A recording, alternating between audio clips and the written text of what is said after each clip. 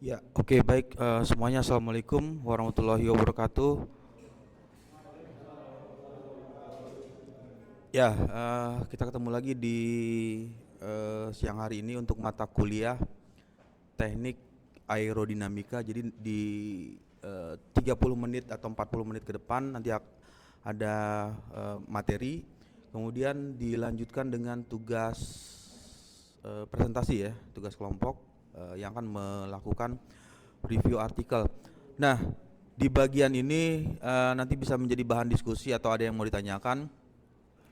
Aerodinamika itu prinsipnya adalah mencoba memahami karakteristik aliran yang awalnya alirannya turbulen, diinginkan di aerodinamika ini bisa menghasilkan aliran laminar flow. Jadi tujuannya itu supaya bisa memberikan keseimbangan ketika ada objek yang mengalami pergerakan. Jadi ketika objeknya di bagian ini adalah pesawat, berarti harus bisa bergerak dengan seimbang dengan kecepatan pesawat itu. Kalau kecepatannya bisa sampai 700 km per jam. Jadi bisa dibayangkan sangat cepat ya.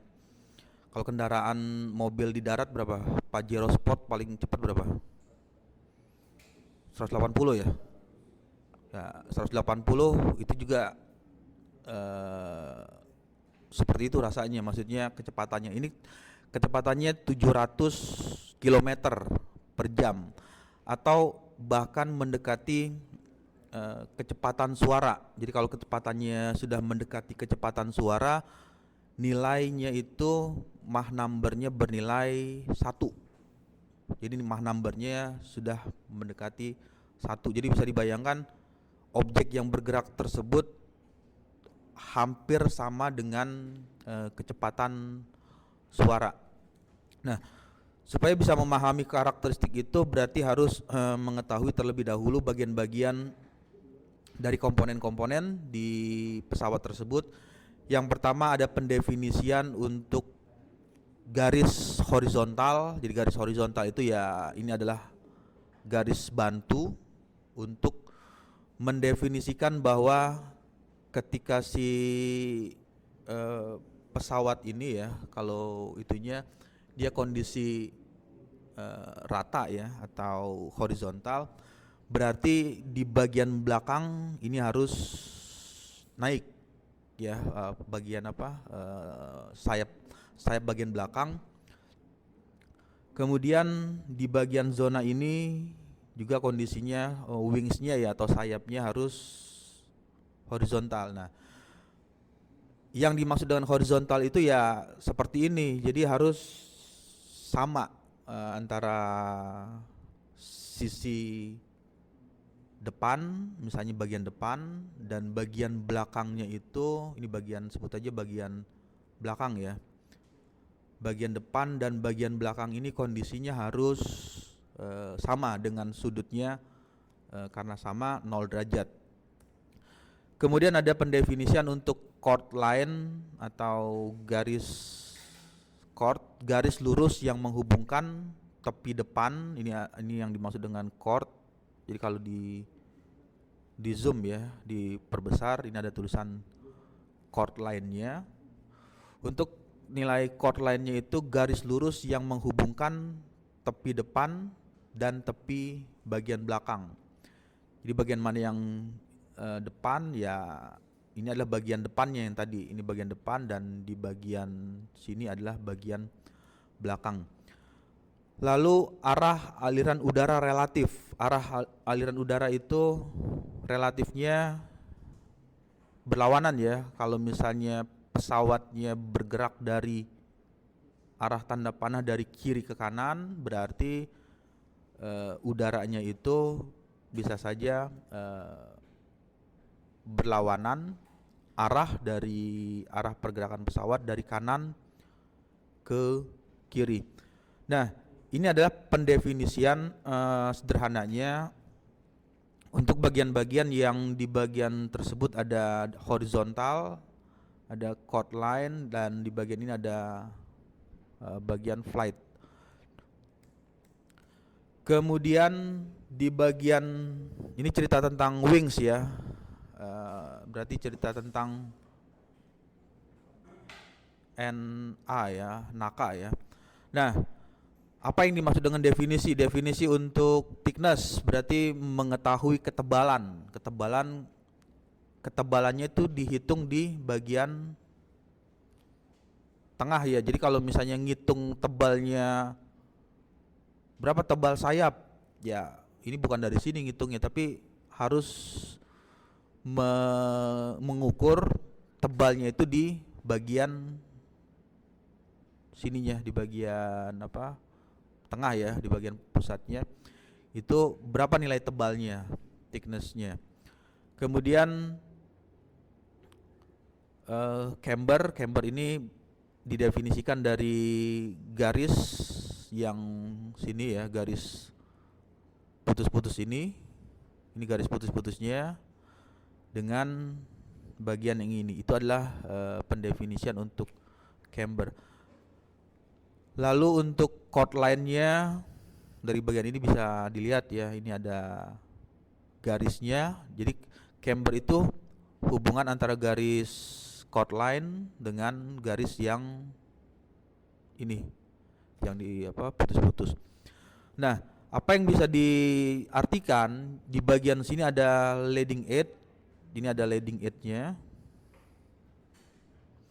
Tepi depan dari wings. Leading edge adalah titik terdepan dari airfoil, tempat aliran udara pertama kali bertemu. Jadi pada saat wings atau sayap tersebut bergerak, yang pertama kali terkena udara adalah di titik ini. Jadi kan udara terbagi ya, nanti ada yang bergerak ke atas, ada yang mengalir ke bawah. Nah, teorinya yang di atas, misalnya kalau liftnya mengangkat, berarti gimana kemarin? Kecepatan di bawah apa yang di atas yang paling tinggi? Kalau misalnya menghasilkan lift gaya angkat yang cepat, misalnya ini kasih nama ya, ini adalah V1, ini adalah V2. V1 itu simbol untuk kecepatan, velocity. V2 itu simbol untuk kecepatan di zona 2.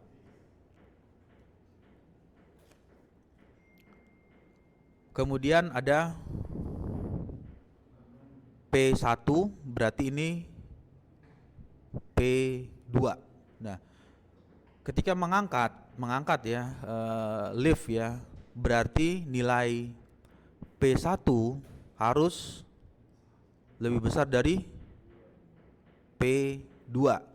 Tekanan yang ada di bawah sini harus lebih besar dari tekanan P2. Kemudian V1-nya itu kecepatan ya. Kalau kecepatannya yang diangkatnya itu lift ya, berarti di bagian sini kebalikan. V1-nya lebih kecil dari V2. Sederhananya ini mengingatnya. Jadi di bagian sini, nah ini dilingkarin aja ya. Nah, P1 lebih besar dari P2. Kalau P1 lebih besar dari P2 menghasilkan gaya angkat. Berarti kecepatannya kebalikan. Ya tinggal ditulis V1 kebalikan dari besar kecil ya, lebih kecil dari V2. Berarti di sini di bagian ini udara yang mengalir jika dipasang sensor alat ukur lebih lambat ngalirnya, tapi yang di bagian atas kecepatannya lebih cepat ya, lewat di sini. Nah, kemudian trailing edge bagian belakang, ini bagian belakang, di sini ada trailing edge-nya. Ini bagian belakang ya. Nah, ini trailing edge atau tepi belakang. Trailing edge ini titik terbelakang atau bagian di belakang ini dari airfoil. Kemudian chord line ini merupakan garis lurus yang menghubungkan antara leading edge dengan trailing edge, jadi berupa garis chord line ya. Chord line itu yang ini. Nah, ini adalah bagian dari chord line. Kemudian di bagian selanjutnya ada main chamber line atau garis chamber rata-rata. Main chamber line ini merupakan garis yang terletak di tengah antara permukaan atas dan permukaan bawah airfoil. Garis ini menggambarkan kelengkungan rata-rata. Nah, kelengkungan rata-rata dari airfoil. Kemudian ada chamber, bagian sini ada chamber ya. Jarak maksimum antara main chamber line dan chord line chamber yang menentukan seberapa melengkung airfoil tersebut. Nah, variasinya di sini. Nanti kalau misalnya ada yang mengambil skripsi atau tugas akhir, bisa juga melakukan analisis untuk bagian nakanya ya. Nah, di bagian ini garis terletak yang di tengah ini kan melengkung ya. Ini kan melengkung ya. Nah, ini nanti variasi lengkungan berpengaruh terhadap besarnya gaya angkat. Teorinya yang tadi. Nanti nilai P1 tekanan di sini akan berbeda dengan tekanan yang ada di P2. Karena pengaruh sudut kelengkungan. Jadi nanti kalau misalnya ada yang ngambil tugas akhir ya, bisa juga melakukan analisis, mencoba menganalisis ini berapa macam variasi sudut kelengkungan dari naka tersebut. Oke, sampai sini ada pertanyaan atau ada yang bertanyakan? Mudah ya. Jadi sudah ada gambaran ya kalau misalnya mau tugas akhir. Kemudian yang berikutnya ada fungsi-fungsi elemen. Ini hanya fungsi aja penjelasannya. Leading edge dan trailing edge, chord line, main chamber, thickness itu mempengaruhi kalau di bagian terakhir ya. Di sini kalau konsentrasinya ini konsentrasi KI semua ya. Atau ada manufaktur juga di sini? Nggak ada ya. Nah, kalau thickness ini ceritanya tentang kekuatan struktur. Kekuatan struktur nanti melakukan analisis ininya, strukturnya. Jadi pada saat tekanan udaranya, ini kan ada udara nanti di sini ya. Sini kan pertama kali ketemu nih udara. Terus terdistribusi, ada udara yang mengalir ke atas, ada udara yang mengalir ke bawah. Berapa besar nilai tekanan yang diterima oleh sini, oleh bagian dinding atas dan dinding bagian bawah. Nanti keluarnya kekuatan strukturnya. Misalnya menggunakan struktur material A, material B, material C dengan variasi velocity, misalkan variasi kecepatan udaranya, berapa besar nilai tekanan yang diterima. Kemudian ini merupakan bagian macam-macam ya, jenis wings atau sayap. Ada namanya sayap yang bentuknya seperti ini dengan nama wing platform. Bentuk sayap dalam bahasa Inggrisnya, ini bentuk sayap yang tampilannya seperti ini. Ini namanya kalau melihat desain aerodinamika dari suatu pesawatnya seperti ini masuk dalam kategori wing plan. Kemudian bentuk sayap ini mempengaruhi performa pesawat yang dibuat. Untuk membuat pesawat model harus memilih bentuk sayap yang sesuai dengan tugas misi itu sama dengan tugas pesawat yang akan dibuat. Nah, bentuknya namanya sayap elips. Sayap elips ini bentuk dengan sayap yang paling ideal. Sayap ini bisa menghasilkan gaya hambat udara. Jadi gaya hambat udaranya lebih kecil. Jadi nilai kalau gaya hambat apa? CD ya, coefficient drag-nya paling kecil.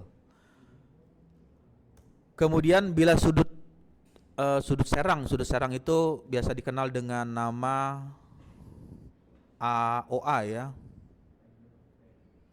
angel sudut serang ya, sampai stall merata sepanjang bentang sayapnya. Stall itu artinya kemampuan dari pesawat untuk bisa kembali ke keadaan normal. Tapi kalau misalnya sudah stall berarti misalnya terbang nih ke atas, terus melebihi sudut AOA-nya, bisa-bisa pesawatnya bukan terbang tapi terbalik.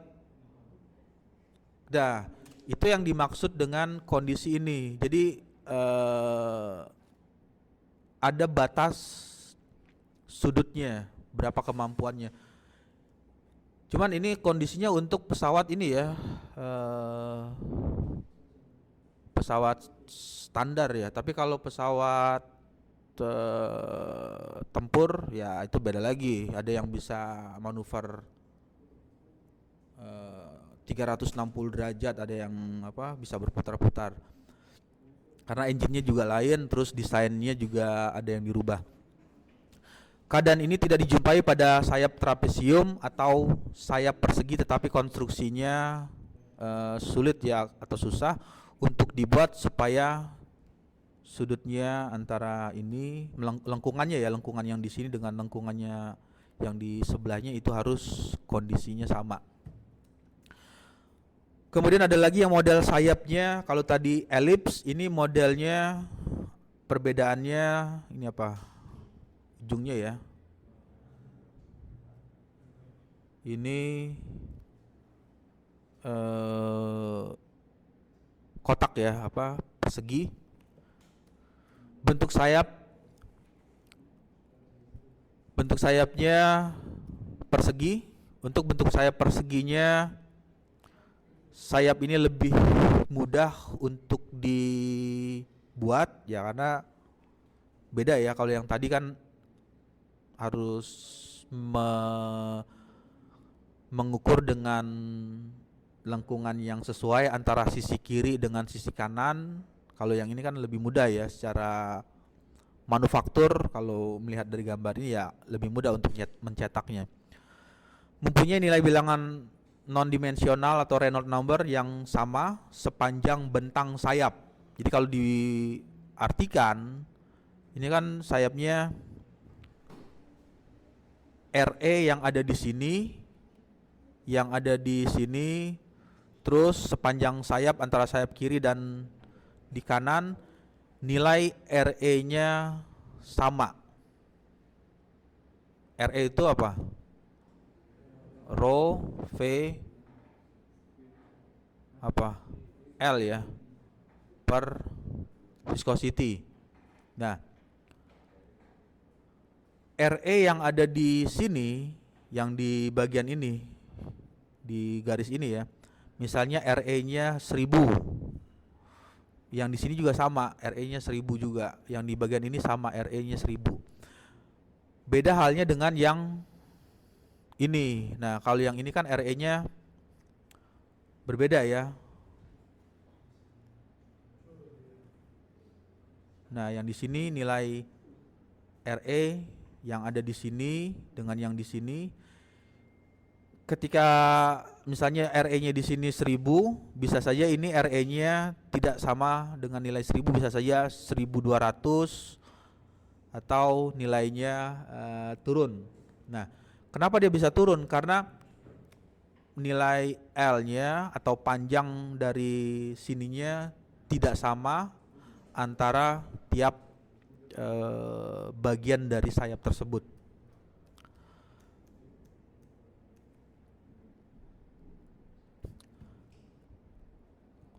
Oke, lalu yang berikutnya pada bagian pangkal sayap, wings root harus bisa menahan bengkok yang besar. Oleh karena itu sering dipasang tambahan namanya batang penahan atau strut untuk menahan beban sayap. Kenapa hal itu terjadi? Karena Reynolds-nya sama, RE di bagian ini nilainya sama. Nah, berbeda dengan yang tadi yang bentuk elips, nilai RE-nya mengalami perbedaan. Nah, pengaruhnya apa RE? RE itu Reynolds ya, Reynolds number non dimensional itu membuat karakterisasi apakah alirnya masuk dalam kategori laminar flow atau turbulent flow.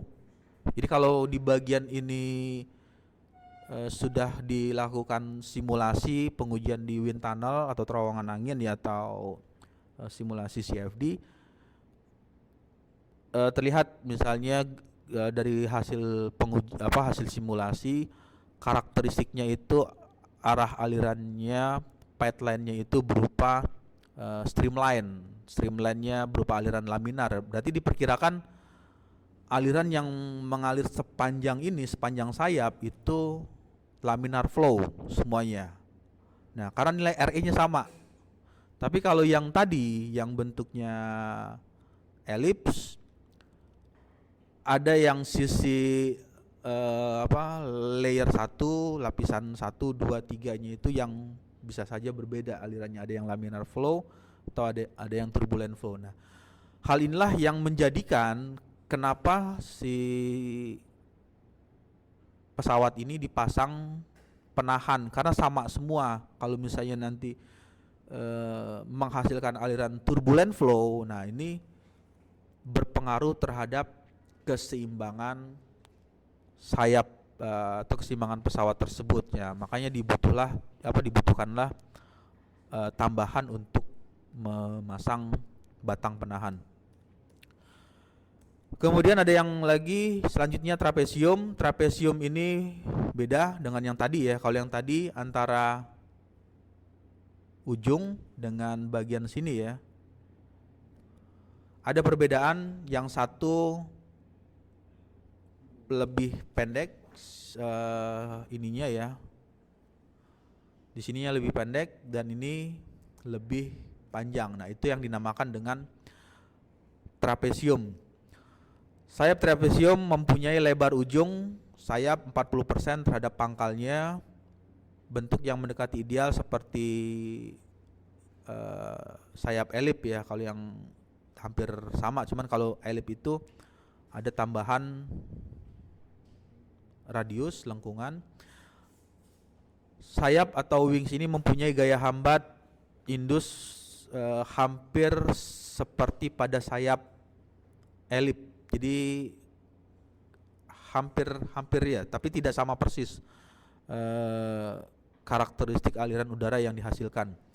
Kemudian pada sayap pesawat model dengan trapesium, lebar ujung sayap tentunya mempunyai lebar yang kecil dan pada kecepatan yang low speed akan mempunyai nilai Reynolds bilangan non dimensional yang kecil, sehingga menimbulkan banyak kekurangannya. Kalau low speed ya berarti nanti berpengaruh terhadap nilai koefisien angkatnya atau nilai CL ya, coefficient lift, itu yang menyebabkan kerugian. Pada sayap ini konstruksinya kuat dan pada pangkal sayap sehingga tidak memerlukan penguat. Nah, beda dengan yang tadi. Kalau yang ini ujung di sini ya, ujung di sini, misalnya ini panjangnya 1 meter, ini akan sama di sini juga sama nilainya 1 meter. Kemudian kalau yang di bagian trapesium, di sini panjang di sini sama yang panjang di bagian ini mempunyai nilai panjang yang berbeda, sehingga bisa dituliskan untuk nilai rasio taper ratio tersebut: lebar sayap pada ujung dibagi dengan lebar sayap pada pangkal sayap. Itu adalah rasionya, perbandingannya. Misalnya 1:2. Artinya kalau misalnya di sini panjangnya 1 meter, berarti di sini panjangnya bukan panjang ya, maksudnya lebarnya 2 meter dari sini ke sininya. Ini dari sini ke sininya nilainya 1 meter, dan dari titik sini ke sini lebarnya itu 2 meter. Kemudian ada lagi modelnya yang seperti ini. Kalau tadi apa bedanya dengan yang ini? Yang ini seperti ini ya gambarnya ya. Kemudian nah, di bagian selanjutnya sayap sweep back, cuman yang ini lebih ke belakang dia. Yang dihasilkan bisa pada sayap sweep back ini dapat mengurangi kecepatan subsonik. Pertama ada sonic. Sonic itu apa? Mahnya 1, mah numbernya ya. Kemudian di bawahnya subsonic. Subsonic, kemudian di atasnya apa? Super ya. Super sonic. Di atasnya apa lagi? Hyper ya. Hyper sonic. Nah, subsonic ini kecepatannya di bawah 1 mach. 1 mach itu artinya kecepatan dari pesawatnya nilainya di bawah kecepatan suara. Subsonic ini nilainya kurang dari 1 mach number. Kurang dari 1 mach number. Jadi kecepatannya di bawah kecepatan suara. Dapat mengurangi hambatan pada kecepatan subsonik. Ini kecepatan subsonik ya, untuk kecepatan yang di bawah kecepatan suara, dengan mengalihkan udara ke arah belakang. Jadi udara yang bagian sini, nah itu langsung tereduksi atau nilai gaya hambat yang ditimbulkan itu akan mengalami pengurangan. Pengurangannya taunya dari mana ya? Karena di perbedaan antara panjang di sini ya, yang di bagian sini dengan yang di bagian sini panjangnya cukup jauh ya perbedaannya. Yang satu cukup lebar, yang satunya lebih kecil. Ini yang menyebabkan hambatan udara kan, kalau misalnya ini agak lebih tebal, berarti ada faktor friksi, faktor gesekan di dinding sayap. Nah, karena semakin ke ujung ya, dimensinya semakin mengecil ya, berarti faktor gesekannya antara udara dengan dinding menjadi berkurang. Itu alasannya kenapa bisa mengurangi gaya hambat. Kemudian drag supersonik pada kecepatan supersonik, desain ini membantu untuk mengurangi efek gelombang kejut. Juga bisa dipergunakan untuk mereduksi gelombang kejut sehingga mengurangi hambatan yang dihasilkan saat pesawat melebihi kecepatan suara. Jadi sampai saat ini teknologi itu ya hanya mampu melebihi sedikit kecepatan suara. Belum ada teknologi yang mampu melebihi kecepatan cahaya. Belum ada ya. Pesawat yang bisa terbang sampai melebihi kecepatan cahaya atau sama dengan kecepatan cahaya. Nah, sampai saat ini masih Mach number satuan ininya untuk kecepatan suara. Kemudian pengaruh atau dampak yang dibuat ketika menggunakan sayap seperti ini bisa menghasilkan stabilitas arah lebih stabil, memberikan stabil arah yang baik terutama pada kecepatan tinggi. Kecepatan tinggi itu ya tadi kecepatan supersonik, membantu pesawat tetap stabil saat terbang dalam kondisi angin yang bisa saja mengalami perubahan. Jadi pada saat terbang ini kan angin kan bisa saja ini arah pesawatnya dari sini dari kiri ke kanan ya. Tetapi pada saat nanti pesawat tersebut terbang bisa saja tadi ada angin yang keluar dari samping atau arah anginnya miring dari sini atau arah anginnya seperti ini. Nah, dengan kondisi sayap seperti ini desainnya membuat stabilitas arah, memberikan arah yang baik terutama pada kecepatan tinggi, membantu pesawat tetap stabil ketika terbang dalam kondisi angin yang bisa saja mengalami perubahan. Kontrol yang lebih baik, desain ini memungkinkan kontrol yang lebih baik pada high velocity, high speed, mengurangi yang dampaknya itu bisa mengurangi resiko kehilangan kontrol. Oke, sampai sini ada diskusi atau ada yang mau ditanyakan? Nggak ada ya. Jadi apa yang bisa dipahami dari bagian ini? Ketika mendesain berbagai macam bentuk sayap memberikan pengaruh terhadap nilai gaya hambat, kestabilan, kemudian besarnya koefisien lift, kemudian besarnya koefisien drag dan lain-lain. Nah, itu adalah bagian yang bisa menjadikan hal tersebut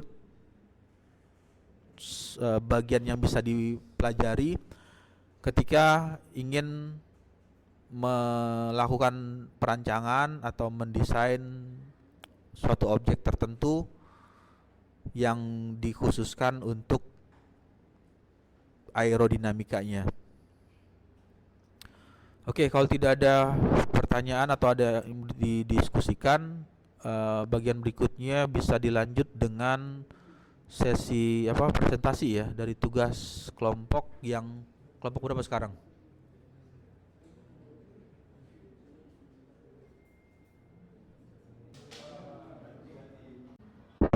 Nah, ini adalah feedbacknya. Yang pertama yang tadi sudah diceritakan mengenai pesawat ya.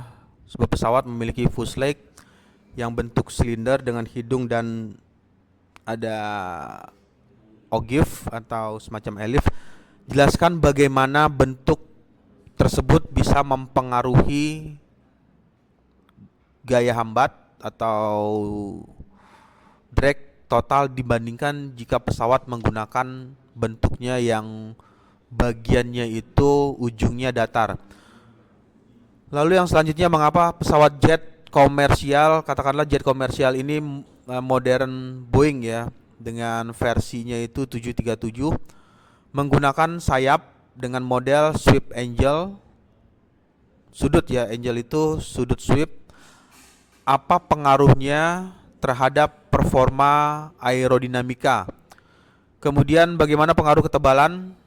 Ketebalan ini artinya menceritakan thickness dari sayap pesawat tersebut, ketebalannya terhadap koefisien hambat dan lift CL ya, Bandingkan jika airfoil tersebut tipis dan tebal dalam hal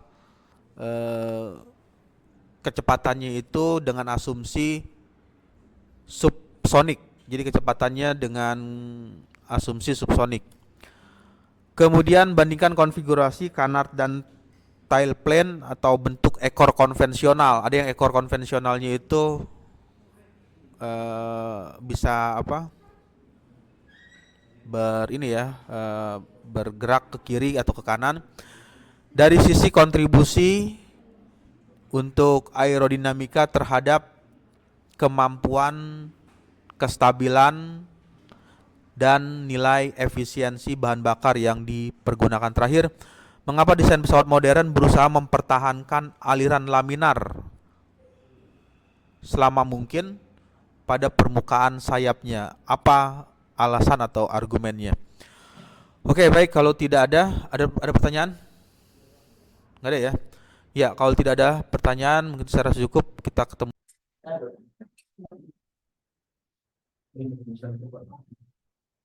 Sudah bisa dimulai, Pak.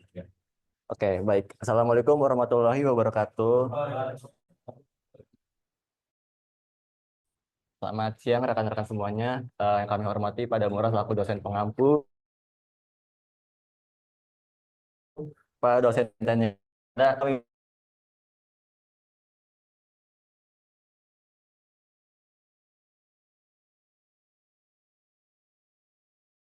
mohon mic.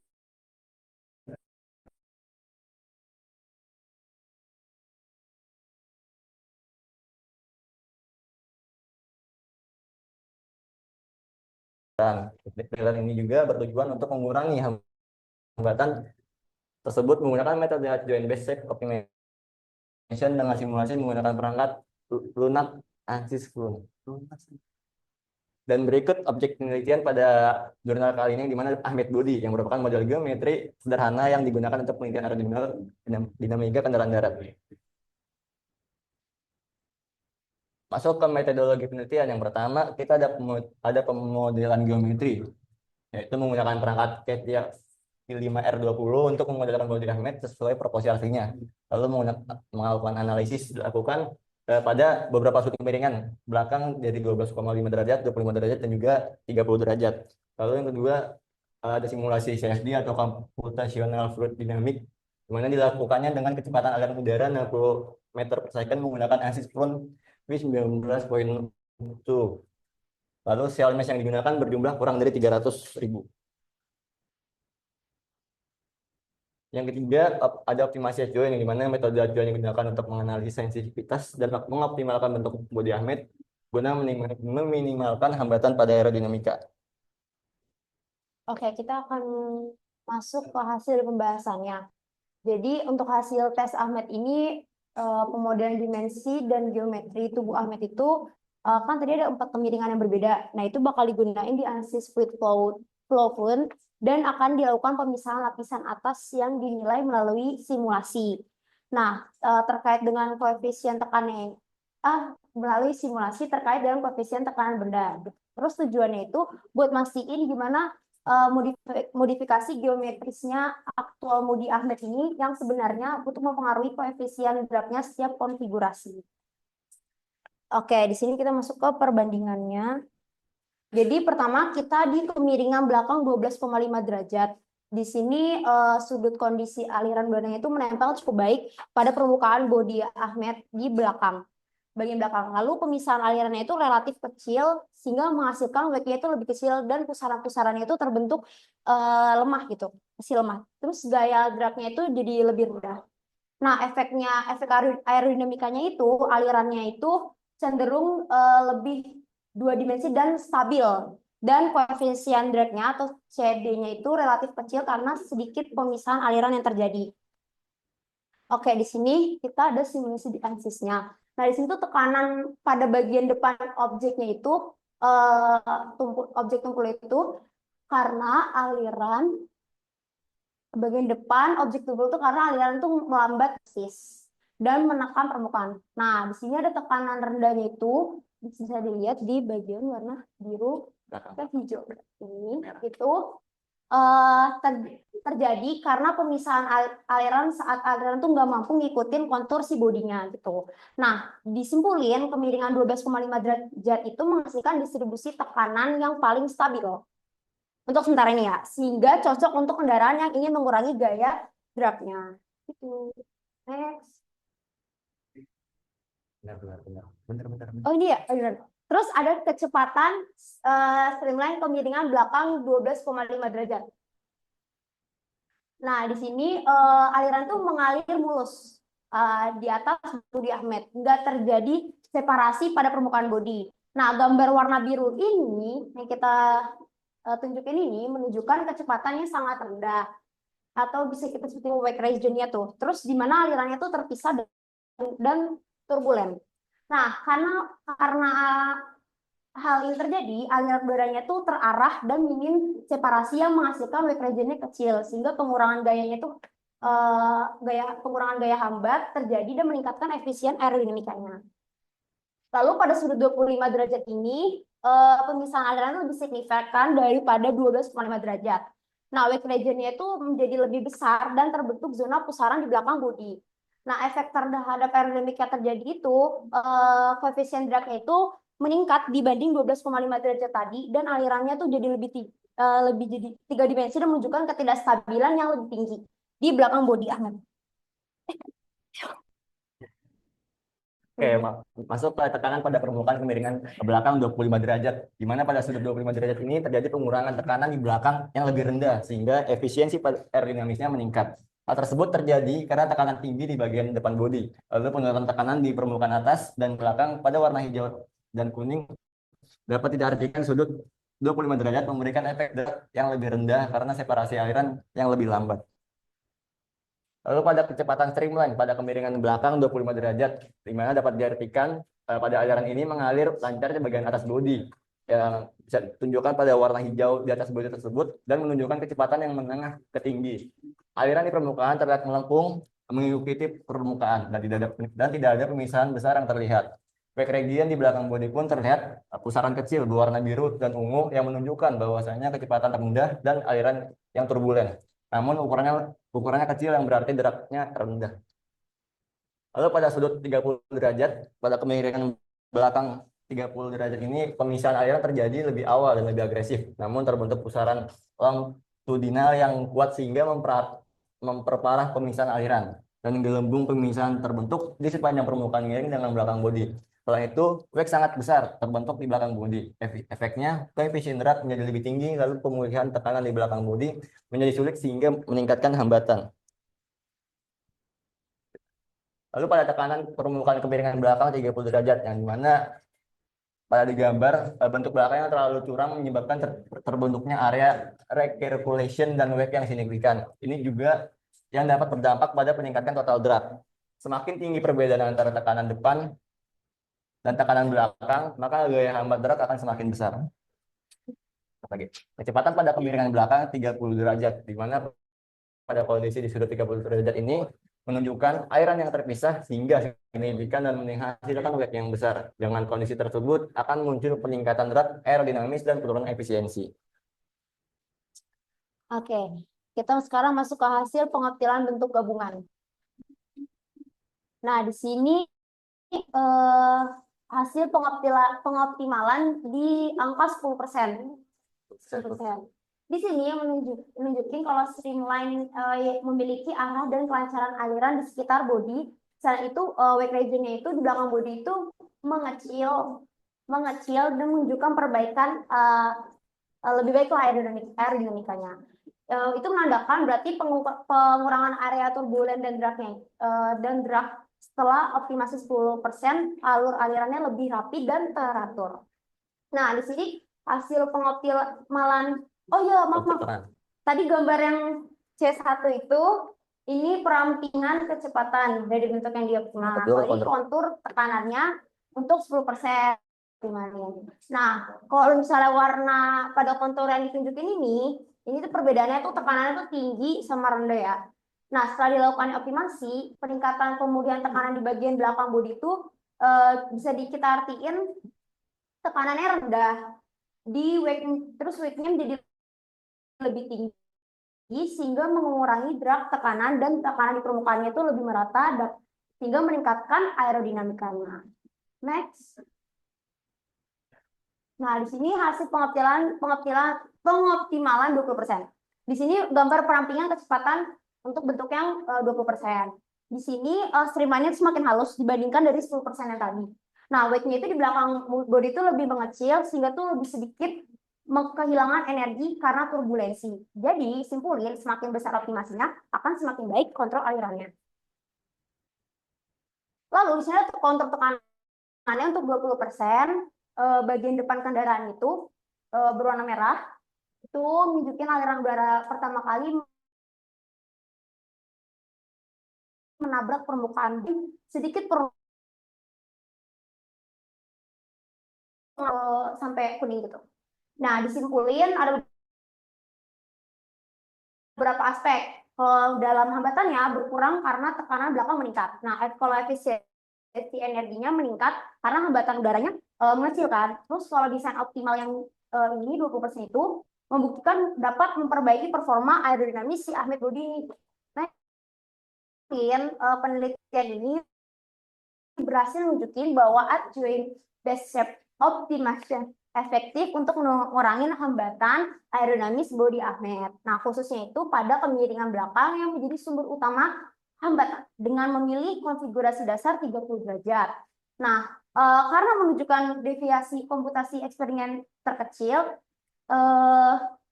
tim itu mengimplementasikan optimasi 10% dan 20% pada hasil sesuai. Nah, hasilnya CD-nya itu turun sekitar 7-10% di sekitar perbaikan pemulihan tekanan akibat modifikasi struktur pusaran dan pola pemisahan aliran di belakang.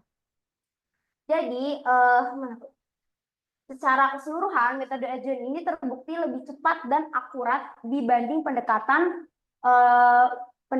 beda hingga menawarkan kerangka kerja yang dapat diadaptasi untuk desain kendaraan nyata demi efisiensi bahan bakar yang lebih baik.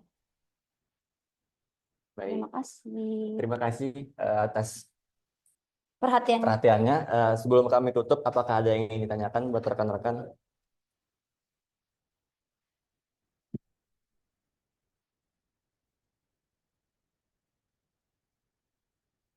Kita langsung.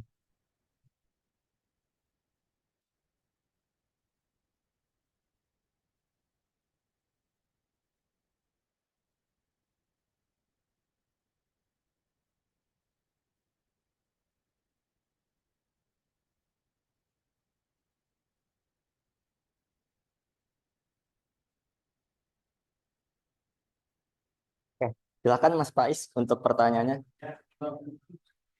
Oh, mic-nya. Terbaik. Pegang. Nama, silakan. Bismillah. Mana sih? Eh, mana sih?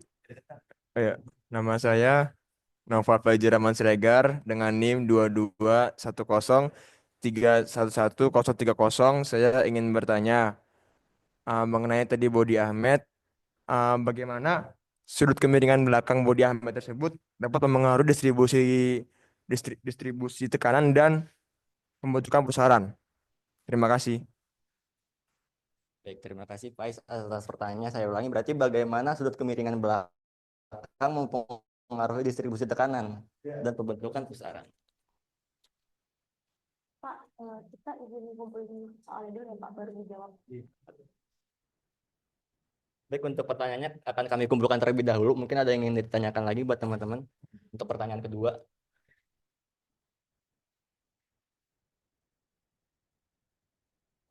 Nah, jadi saya Muhammad Kesari Valdo, NIM-nya 221031110. Variasi ya dari sudut serang. Nah, dari hasilnya tadi kan di mana dianalisis bahwa si bagian belakang dari bodi Ahmed tuh lebih berkontribusi buat si hambatan dibandingkan bagian depannya terjadi. Baik, berarti untuk pertanyaan itu mengapa bagian belakang bodi Ahmed lebih berkontribusi terhadap hambatan ya dibandingkan bagian depan. Baik. Untuk pertanyaannya akan kami tampung terlebih dahulu. Untuk pertanyaan terakhir, kira-kira teman-teman ada yang ditanyakan lagi? Satu pertanyaan lagi. Oke, silahkan.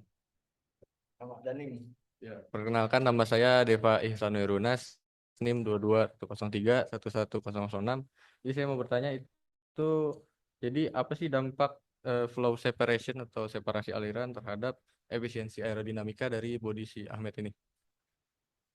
Berarti untuk pertanyaan itu apa dampak pemisahan aliran ya terhadap efisiensi aerodinamika pada bodi Ahmed tersebut? Baik, untuk pertanyaan kan kami tampung terlebih dahulu.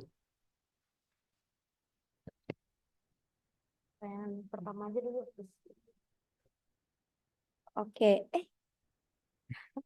izin menjawab pertanyaan dari Mas Faiz tadi. Bagaimana sudut kemiringan belakang memengaruhi distribusi tekanan dan pembentukan pusaran ya di sekitar bodi Ahmed. Nah, sudut kemiringan belakang itu menentuin arah dan kekuatan alirannya yang terpisah dari permukaan bodi. Nah, jadi sudut yang lebih besar seperti yang tadi 30 derajat itu terbentuk pusaran longitudinal yang lebih kuat. Tadi itu ada tuh disebutin.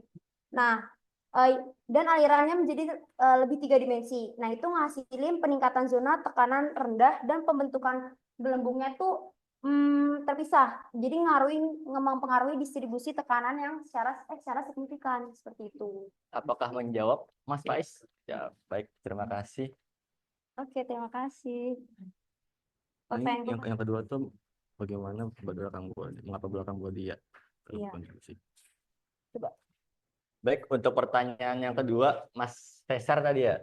Untuk pertanyaan itu, mengapa bagian belakang bodi Ahmed ini lebih berkontribusi terhadap hambatan dibandingkan dengan bagian depan?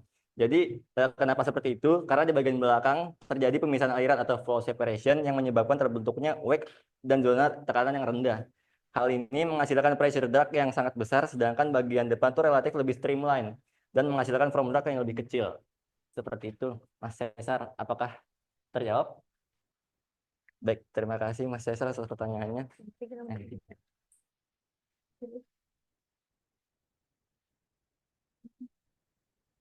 Oke, untuk pertanyaan terakhir tadi dari Mas Deva itu apa sih dampak pemisahan aliran atau flow separation terhadap efisiensi ya aerodinamika. Jadi pemisahan aliran itu yang di belakang bodi Ahmed membentuk zona wake yang berketekanan rendah dan turbulen. Hal ini meningkatkan hambatan tekanan atau pressure drag sehingga efisiensi aerodinamika itu menurun dan kendaraan itu butuh lebih banyak energi. Dengan mengubah bentuk belakang bodi tersebut, pemisahan aliran itu bisa dikurangi, drag berkurang, dan efisiensi juga dapat meningkat hingga 10%. Seperti itu. Apakah terjawab Mas Cesar? Mas Cesar, Mas Deva. Baik, terima kasih Mas Deva.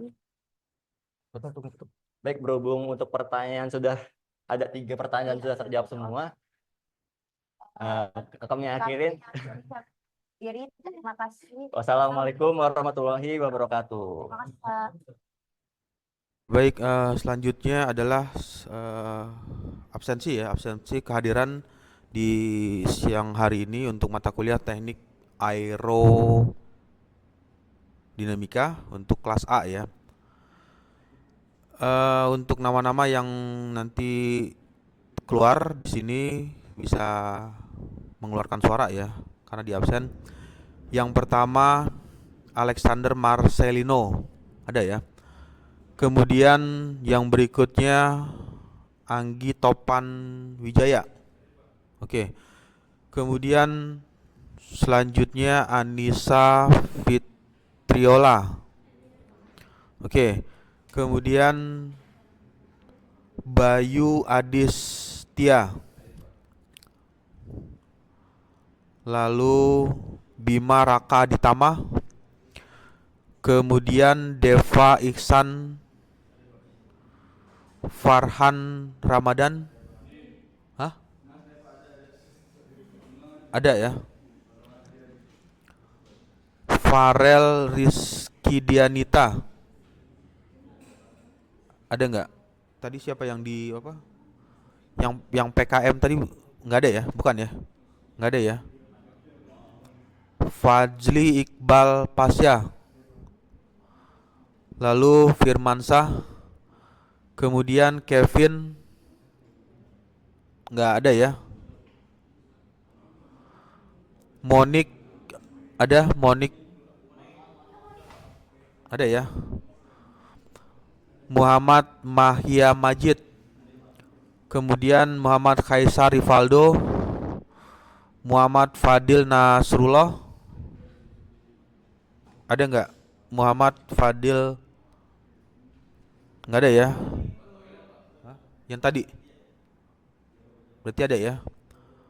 Kemudian Muhammad Hisam ini PKL ya. Pakai PKL di mana tadi? Migas ya. Kemudian Muhammad Reza Kausar. Tadi siapa aja yang PKM?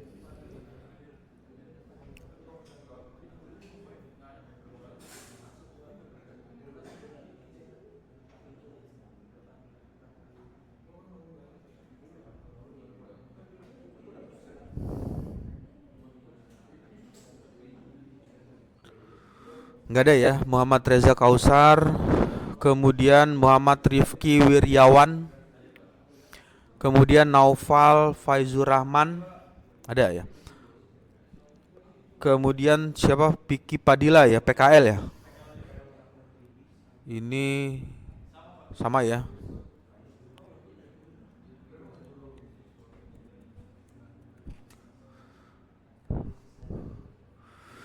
Kemudian selanjutnya Putra PKL ya. Di mana sama ya tempatnya?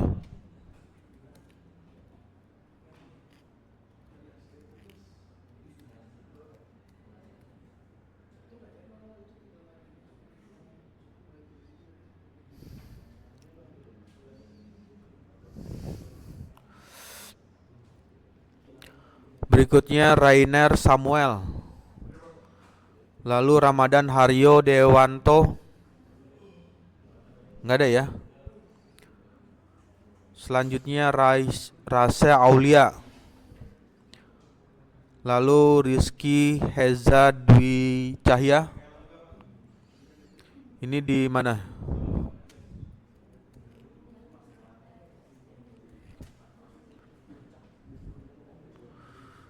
Kemudian Sabrina. Terakhir Yusuf Fajar. Lomba apa dia?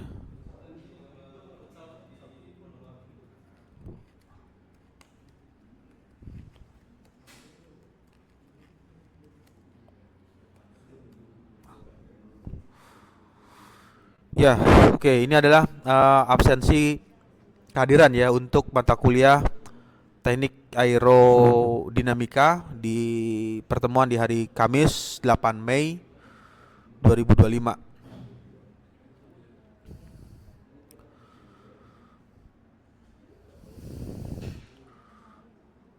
Ya, oke, baik. Sebelum kelas berakhir, ada pertanyaan dari materi yang tadi disampaikan?